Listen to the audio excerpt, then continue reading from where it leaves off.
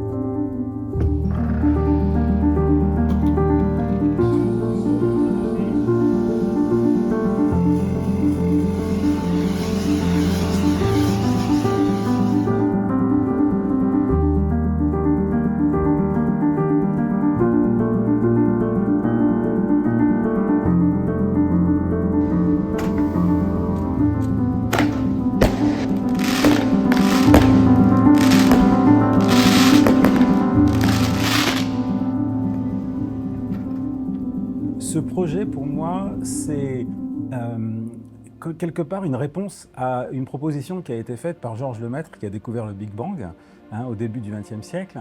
L'univers est une histoire que chaque génération s'efforce d'améliorer. Une des grandes difficultés, c'était d'arriver à concilier les nécessités, on va dire, du récit, de la dramatisation et toutes ces choses-là, avec le fait qu'il fallait raconter des choses rigoureuses, enfin en tout cas justes. Leurs cœurs sont de véritables forges dont l'extraordinaire puissance permet l'impossible. La fusion des noyaux des atomes d'hélium et d'hydrogène. Il y a eu un commencement, il y a eu une jeunesse, une adolescence, il y a eu une phase où il était en pleine effervescence, et puis après une phase où il a commencé à vieillir. Ça nous ressemble tellement que c'est vraiment comme l'histoire d'un individu.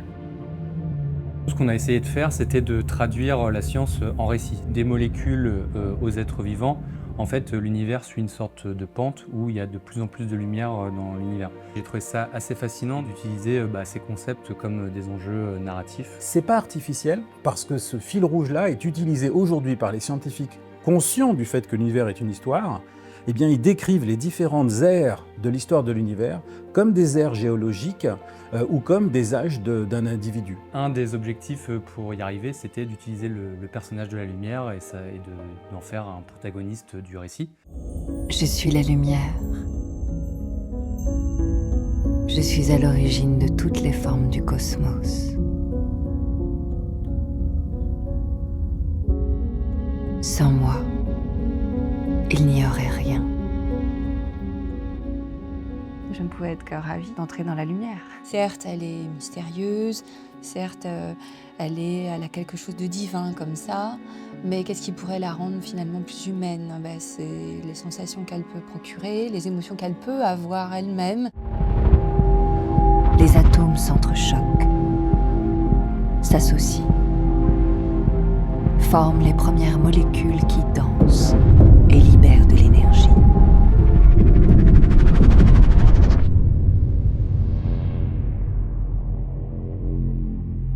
De la lumière, je me multiplie, enfin. Pour moi, il fallait ramener un peu de mystère, mais en même temps, un tout petit peu de fragilité.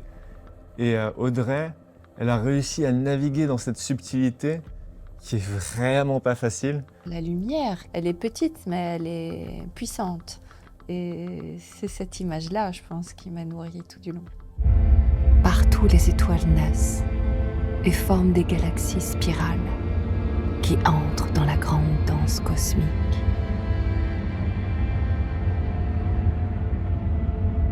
Mais trop peuplé, l'univers abrite une symphonie dissonante.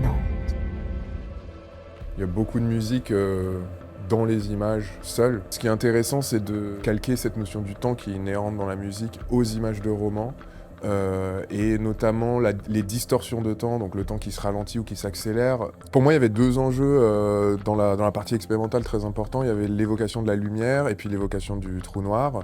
La lumière, c'était à travers des notes tenues, des bols tibétains, des fréquences comme ça qui se construisent et qui s'empilent un peu comme un arc-en-ciel.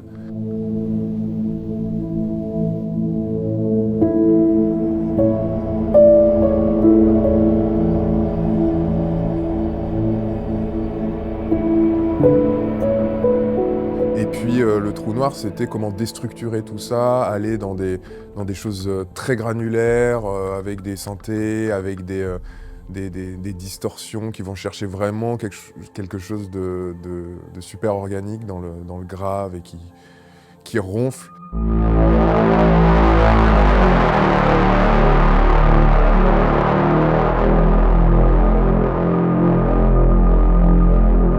Un des enjeux, c'était de trouver quelque chose de beau, mais aussi quelque chose d'assez terrifiant, de salir un peu aussi l'approche dans la manière de travailler le son.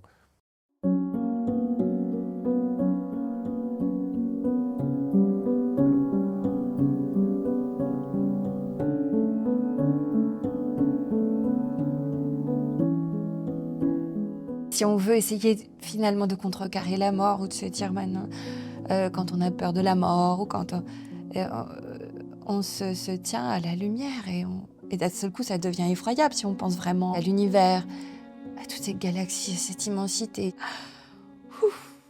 Est-ce que l'univers est vraiment autre chose que la nature qui nous émerveille ?